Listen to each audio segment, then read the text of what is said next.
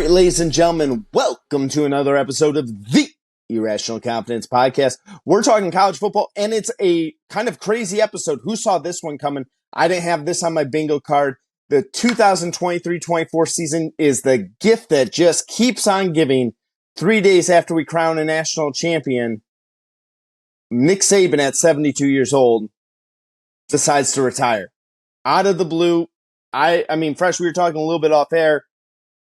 Oh, my goodness. But here's my co-host, Fresh. Fresh, we jumped on immediately, said we need to record on this one right now. So, wow. Wow is what I got to say. I mean, I'm sort of sitting there, and you sort of see the ESPN, headline pop up on your phone. You're like, there's no way. Like, this is not right. There's a glitch in the system. Like, how is it? Like, nope. He actually retired. He's the GOAT. I think we put it that way. I think there's a lot of things that probably come into play of him retiring. You kind of look at the game right now, the way college football is played. It's not what it was in 2007 when he took the job at Alabama. It's not when he took the job at Michigan State after leaving the Cleveland Browns way back in the, mid-90s somewhere, or going to LSU in LSU early 2000s. The game has progressively changed across those, past almost 40 years now, 35, 40 years. And it's not the same kind of game. It's much more exhausting. You can see it on all the head coaches' faces, not just Nick Saban, where we talked about it in our, national championship recap episode. They're recruiting 24/7 their own players and every single college class, the high school classes the next 2 or 3 years out. They're meeting with families left and right. They don't see their own families. They're either in film study, recruiting visits, doing commercials, interviews, media attention in general. It just becomes a lot. It's not the core coaching that they really got involved in the beginning. We all know that head coaches are CEOs. They're not really X, Y, or Z's. But Nick Saban, along like Kirby Smart, I think Dabo, you could probably put in there as well. Dan Lanning at Oregon, Ryan Day, Jim Harbaugh, Steve Sarkisian. These coaches, among many others, are in the nitty gritty, in the dirt, where they want to coach the players one-on-one. They want to be involved in the drills. But eventually, you only have so much time and so much energy. It's exhausting. And I think right now, with the way NIL is going around, these kids are all everyone's getting bags out in the open. It's not like it's hidden back in the day. You're getting sort of stuff off the side. The transfer portal having no restrictions, media deals becoming so large, and TV now dictating when games are played and who you're playing, and conference realignment. And one thing I haven't mentioned, from Alabama's perspective, they're going to be in the playoff a lot. I think Nick Saban's Alabama teams are going to be in the playoff a lot. But when you go from 4 to 12, that road to winning a national championship is now harder. In the BCS era, if you finished 1 or 2, you're playing for a title, and that was it. In the playoff, you're one of the 4. The road was a little bit less. Now you're going to have to do potentially 3 games in a playoff, plus a conference championship game if you make it that far, plus a regular season. These are 20 games. That's more opportunities for you not to win a title, as opposed to having a shorter road to getting a national championship, and just how much more time on the road. All these factors come into play. And you kind of look, I'm 72. He has grandchildren out there, wants to spend some time with them. It sort of seemed at the right point. You had a playoff run and went there. But there are just so many things right now that are compounding in coaching staffs that you're going to start seeing shorter windows of coaches really putting in a lot of energy and a lot of hours and then backing off, as opposed to an extended career like Joe Pa. Joe Pa couldn't do what we did now. That's just too much in the game currently that wouldn't have impacted them as, the way that they coached and lived out their lives as head coaches and legends back in the day. Right. He's going to end his career as 5th all-time in the wins list. You take a look, Joe Pa's number 1, Bobby Bowden 2, Bear Bryant 3, and Pop Warner's 4. Those are the only 4 coaches that have more wins ahead of him. Mac Brown is about 20 wins below him. He's still coaching. And I believe Mac Brown's a year older than him or a year younger than him. I can't remember which one it is. I think he's the oldest coach. So he's a year older. Yeah, so you take a look at Saban's career here, man, and we got to kind of run through it real quick and look at like the impact, and then kind of talk about what we kind of feel is going to happen next for Alabama. Talk about possible candidates as well. Starts off his career at the University of Toledo as a head coach there in 1990, and then winds up on the Cleveland Browns coaching staff. One of the best things that if you ever watch, guys, if you ever haven't seen The Football Life, Cleveland 1995, right before the Browns leave to Baltimore, and Bill Belichick's coaching staff. It's a who's who of coaches You have Saban is the defensive coordinator for Bill Belichick at the time. Eric Mangini is like a low-level scout. Jim Schwartz is on there. Kurt Ferentz is, I want to say, was like the linebackers coach or something like that. I know there's another dude I'm missing. Scott Pioli was in the front office at that time. So, like, all these guys who have this career, and it's a really cool insight to look at them. When the Browns leave in 95, Belichick winds up getting fired, and you take a look. He takes over Michigan State, wins at Michigan State, really capping off that 92 or 1999, going 9-2 in that year as well. They got up to number 5 all time during that 99 season. He goes there, goes to LSU, wins the national title at LSU, and then gives his kind of try at the NFL. And I think this is the thing about Saban. I think he's one of those guys, like, when we talk about NFL coaches going and all the openings that are out there, we criticize college coaches and say, like, you know, it's very hard for a college coach to be successful in the NFL. And one of the first people we point to always is Nick Saban's failed time. And I don't even want to call it a failure because it was just mediocre time with the Miami Dolphins. But he was the perfect college coach. Goes to Alabama in 2007, and they wind up going 7-6. And then that was all she wrote. You take a look at them winning multiple national titles. You know, Alabama for years was known as the place that didn't produce Heisman Trophy winners. How many Heisman Trophy winners did they have during that time? So a remarkable career by Nick Saban, man. We could really go through like the whole laundry list of all of the things that he accomplished over there. But, you know, I don't think we have the time to do that one here fresh. But, man, what a career. Well, you know, I think what he did at Michigan State was really cool. You know, getting that program sort of stabilized. And they've been up and down, but they're more always known as a basketball school, and really getting them to a pinnacle to compete, I think, with Big Michigan, because that's why the big brother, little brother mantra. And since then, Michigan State, they were actually competitive. They've been to 2 college playoffs, you know, in the recent years. So that program, I think, owes him a lot for giving them some sort of credibility early on. They go into LSU. He arrives there. He literally admitted he had researched NFL drafts and saw the players getting drafted by state, and saw Louisiana actually had a ton of players getting drafted in the NFL and actually being successful and having long careers. And that's what really drew him to LSU. Goes down there, and look, I'm probably going to get yelled at for this, but he modernized LSU football. They were a program, they were good, they always had talent. But when he arrived there, even talking to some of the players, the way that he coached, the way that he led them from a program standpoint, from top down, anything that was involved, he was in full control, the only voice, and took them to a whole new level. Got them that first national championship. I'll tell you right now, Coach O and Les Miles, those 2 titles they won since then, they would not have won those national championships if it was not for what Nick Saban had done in Baton Rouge, getting that first title. Wins obviously in New Orleans. You're at the pinnacle right there. Like, I think he said the iron couldn't have been hotter. I think in his mind at that point, the Dolphins were there. I'm going to go to Miami. I think if he had a chance, he regrets not getting Drew Brees as a Dolphin and has Dante Culpepper. Kind of fell apart from there.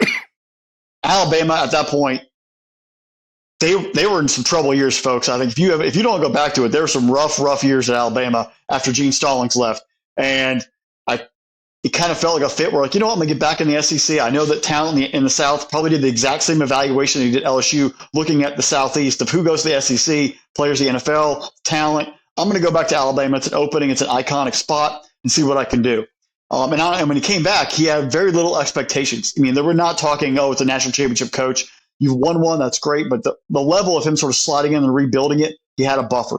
And within a few years, he's played for an SEC title, played for a national championship, and then it just became a factory. And it was nonstop on the rails train that went through Tuscaloosa and all through the Southeast and all through the nation. The players he gets getting in there, the way he recruited, the way he developed coaches, the way he rehabbed coaches, I think also is a note.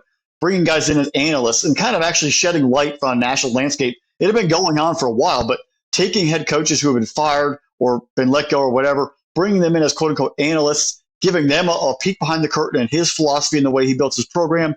Always has a coach in waiting in case one of his other assistants leaves, kind of keeps the in-house mentality, keeps running it. And it kind of opened people's eyes as to how to build a program top to bottom, not just the players, not just the nutrition, the coaches, everything involved. And then obviously championships and wins and everything else on top of that goes with you. Nick is going to be something that the Bear is legendary, Joe Pa is legendary, Bobby Bowden's legendary. But in a modern game, seeing him have that success and even more so, it's something I think will never be rivaled. Like I'm a diehard Bulldog fan. Will Kirby win 7 national championships? I hope so. But will it happen? We don't know. We'll see. But what Nick has done in his career is won 7 national titles, 6 at Alabama and 1 at LSU. And that's a lofty goal to someone to really shoot for. And you also, we mentioned in the intro, who has the energy to go year after year after year and continue to keep the team humming every single time and win those titles? It's going to be very, very tough going forward. I think he picked the right time where I'm at the highest of the high. Yes, I went to the playoff. Yes, we lost in overtime to Michigan, but we are at the highest of the high right now. And this is a good time for me to step away without having a 6-6 season maybe or something like that, or a 7-5 year hit you in the mouth where you should have maybe retired a year or two earlier. He goes out on his own terms with a lot of accolades and prowess across the country and respect from everyone. Yeah, Fresh, you guys start winning 7 national titles, we won't have a podcast. You'll just become just intolerable. Because winning 2, you guys have started to become just downright annoying. Fresh, let's talk about what's next for Alabama, because I think that's, while we celebrate Nick Saban, I think that's going to be the next question that is out there. I got a couple of names. Pete Thamel put out there today the potential Alabama head coaching candidates: Dan Lanning, Kalen DeBoer, Dabo Swinney, James Franklin, Mike Norvell. I only like 3 names on that list. They're all 5 of them do have a buyout. I do have a dark horse sleeper name that would be an interesting one. I'm going to throw at you here later. Dan Lanning's the most expensive. It's going to cost Alabama $20 million to even get him out of his contract there, because he just signed a new deal for Oregon. DeBoer is going to cost 12. Dabo, with his anti-Alabama clause in his contract, look it up. He's going to cost $7.5 million. James Franklin, 6. Norvell is 4. On air, off air, you were talking quite a bit about Dan Lanning. You like him as the next Alabama coach, and there's planes being tracked and all sorts of things with that. I disagree with you on that part. I don't love him for this position right now. But go ahead, Fresh. Why Dan Lanning? Well, I think Dan has so much connection to Tuscaloosa. Obviously, was an assistant or Saban there. Then obviously worked under Kirby. He knows the landscape, knows the region of recruiting. It kind of is a sort of a keep it in-house kind of mentality. And he's a younger coach. I think that's where they want that fire. I think Norvell, he's done good at Florida State, but it's really only, in my opinion, only been really 1 year. Right. Like, let's see if he can do 2 years in a row. That's one thing. And he kind of got screwed out of the playoff. That's a whole different conversation. James Franklin, I'm going to say it right now. What has he done at Penn State? You have every resource. You recruit top 10 classes, but you can't get past Ohio State or Michigan. You're going to bring that down to Alabama. And, I just don't see that as a successful spot for him in his career. If you're already not having the higher expectations being lived up to up in Happy Valley. And it's funny you bring up DeBoer. Is it ironic? It just kind of dawned on me while we actually have this conversation. The same day that Saban retires, the Seahawks fire Pete Carroll, and then there's rumors that DeBoer is an interview set up with the Seahawks. Was that oh crap, Saban retired, he's on the hot list, we want him, we've got to make this move now and let Pete Carroll go? Something to sort of ponder there a little bit, folks. There was a rumor out there I saw about Steve Sarkisian coming to Alabama. Why would you leave Texas to go to Alabama in that case? Yeah. That doesn't make much sense. I think any coach who takes this job right now, you're putting yourself in a really terrible situation, because then you're always going to be held up to the standard of Nick Saban. There's a great story about the coach who took over after Bear Bryant. And he took down, the Bears tower on the practice field, did everything the exact opposite, took away all the sponsors that the Bear had forever, and everybody hated him for it because they wanted the same comfort. He did it because he had everyone to distract from being the Bear. He had to take that shadow off the program, because if you don't win championships every year or go to a 10-win, 11-win season and play for a conference title, you're a failure. And we already know Alabama fans, if you listen to the Feinbaum show at all, Alabama fans sometimes can get very unhinged. They poison trees. imagine a coach who goes in there and wins, 9-3 their first year. Alabama hasn't seen 3 regular season losses since what, 07, when they had 7-5, 6-6, I think, Right. whatever that record was. They're going to bring the stakes and they're running to Tuscaloosa and try to take the poor dude out. 2010. And run him out of office. It's let somebody else who's sort of an up and comer, quiet, lesser dude, see what you can do. Take on, come with a clean slate. Because if you come into expectations like a Lanning or a Dabo or anyone else who's already had some success somewhere else, they're going to expect you to do that plus more. And if you don't, you're going to get fired in 3 years. And the person after that will be the savior and be able to redeem the program again and have the success. So it's a tough call. I think Dan Lanning's the best of all the options if you're going to go grab it, in my opinion, right now. But none of those guys should really want to have that job directly after Nick Saban. So I think that it's the worst possible thing for Dan Lanning to do. And not to say that this isn't a great job for him. It's not that. It's because he is a coach on the rise. He is the coach where his stock is going up right now. Oregon's about ready to go into the Big Ten. You're about ready to have more money than any college football program's ever dreamed about within the next 2 to 3 years with these new TV deals coming in. And you're doing a great job out at Oregon. Let some other slappy be the guy to try to follow Nick Saban. Allow to continue to build yourself up, build your mystique about you for a few more years at a powerhouse program like Oregon. It's not like we're not talking about, pulling Jim Tressel to Ohio State from Youngstown State right now. It's an opportunity to have a really good opportunity. It's a really good opportunity for Dan Lanning there in Oregon to kind of wait in the weeds and eventually become Alabama's head coach farther down the road. I don't necessarily know. Maybe you say, I got to strike when the iron's hot. I just don't love it for a young coach because of the level of expectation that you're going to have. And while, yes, Dan Lanning has done a nice job at Oregon the last 2 years, you take a look and you say, yeah, you still have struggled to get past at certain places as well. The struggles against some of the top tier competition in the SEC, where competition's only going to get a little more challenging than what he's faced in the Pac-12 these last couple of years, is going to really maybe set him back. I'm worried about him setting his career far back because he winds up getting fired from Alabama after 2 or 3 years. You're going to have to go backwards to a program like Baylor or a middle of the tier power conference program to build your stock back up. I would rather, hey, I got a good thing here. Let me build this up and make myself the hot young coach in all of college football. For me, Fresh, there's 2 main names that I'm really intrigued with. Out of the list of 5, I really only think Dabo is the only one. And as much as I can't stand Dabo Swinney at Clemson, I think Dabo is the right coach to follow Nick Saban. Couple of reasons why that. He has the heritage. He knows what it's like to be at Alabama. He understands what the fan base is.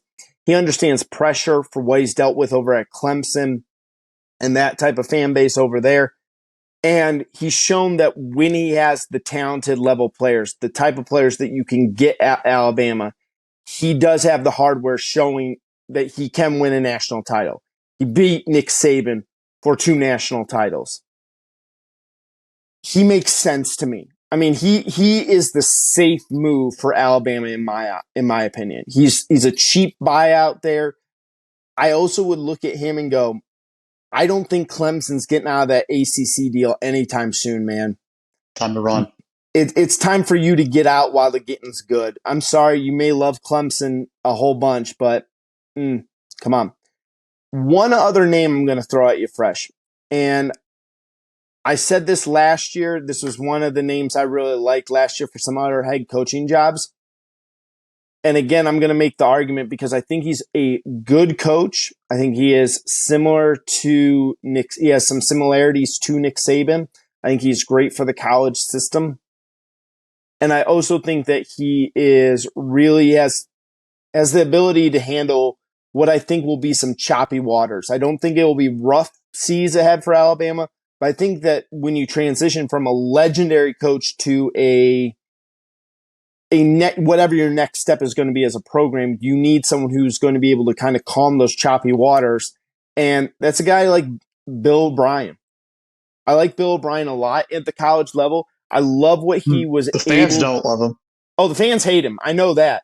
But I am speaking of, and I'm going to get ripped apart in the comment section on that one. But I'm telling you, as a coach guy, as a guy who can look at this objectively, if you're talking about a person that like get you through it, and 3 years from now you can use him as a scapegoat, and then hire Dan Lanning. Him or Butch Jones walk through that door, people will riot. I thought Butch Jones was banned from all of college football for a long time. He's hanging out at Arkansas State. One thing that kind of also, speaking of random coaches, there's a former Texas A&M coach who's getting paid a lot of money to go away. Does he give up that payout to go coach in Tuscaloosa if they came calling? I don't know about that one, man. I don't know if Alabama, like, can you want to just go back? The irony of the thing of getting all the money at Texas A&M, and if A&M's like, hey, you want to come here? If Alabama's like, hey, you want to come coach in Tuscaloosa and sort of be the gap guy? Wow. I mean, Les Miles is available too, I guess. Orgeron, Urban. If Urban went to Alabama, who would hate it more, Ohio State fans or Alabama fans? I mean, or Florida fans. Florida fans. Because Ohio State fans don't hate Urban for leaving. Florida fans, for some reason, just get all upset about it. Like, we're like, oh, he did some stuff at Gainesville on the way out, but I think that would just be like, dude, bro, I thought you were an Ohio guy, and now you're at Alabama. Yeah. Like, that would be kind of weird. Yeah, we really, I wouldn't care. I'd be like, all right, good for you, man. Go get him. Good luck. Fresh, it's a remarkable day because we didn't expect this to happen. Really interesting day. Amazing career. What do you think he does next? You go TV? I think the way I've seen him on ESPN a lot lately, Pat McAfee wasn't personally paying him to be on the show every single week. I think ESPN was part of that, give him in there. Him being on the set for a couple of games, him coming on the national championship game with the Georgia TCU, and he was up there in the, doing the broadcast. I think he has a knack for it to be an analyst. I think it'll probably take a year maybe to get out of it and then sort of get into the analyst stuff, working through ESPN and doing some of their expanded college football broadcasts, because obviously they're going to have, the SEC in bulk going forward. Right. And I think he could be maybe a possible name to get, if Corso does call it quits. He's shown that he does have some comedic chops to him with all the Geico or the Affleck commercials. Affleck. Speaking of funny, someone I was, on Twitter was like, they should do like a bar rescue show, but for coaching, and have Nick Saban show up at a football program, high school or college, and in 1 week take it and burn it all down and sort of rebuild it up and have like a just rotating weekly show at different places all across the country. That'd be funny. Oh man. Well, heck of a day. Congratulations on retirement, Coach Saban. And we'll see I'm really intrigued to see what's going to happen next for the Crimson Tide here, because it's going to be really, really interesting. Hey, before you head out of there, hit that subscribe button for us. Make sure that you get notified anytime we drop a random episode, because one of the greatest coaches of all time have retired. So hit that subscribe button, hit the notification bell, get notified. We drop those episodes. We got other things coming your way, but we had to jump on, record this as fast as possible there. And special thanks to our producer, Drew. Without him, none of this is possible. Make sure you're checking out SpinableSports.com. Like, subscribe wherever you get your podcast from. And remember, the Irrational Confidence Podcast is part of SpinableSports.com. Coach, you're the legend. Enjoy retirement. Thank you for everything you've done for college football. It's been, even though you beat my team a lot, it hurt us, and we got much respect for you, man. Congratulations on everything you've done, and enjoy it, live it up, and we'll talk again about you later, I'm sure. And with that, folks, continue to keep engaging with us. We love to hear from you, and hope to talk to you guys soon. Bye, y'all.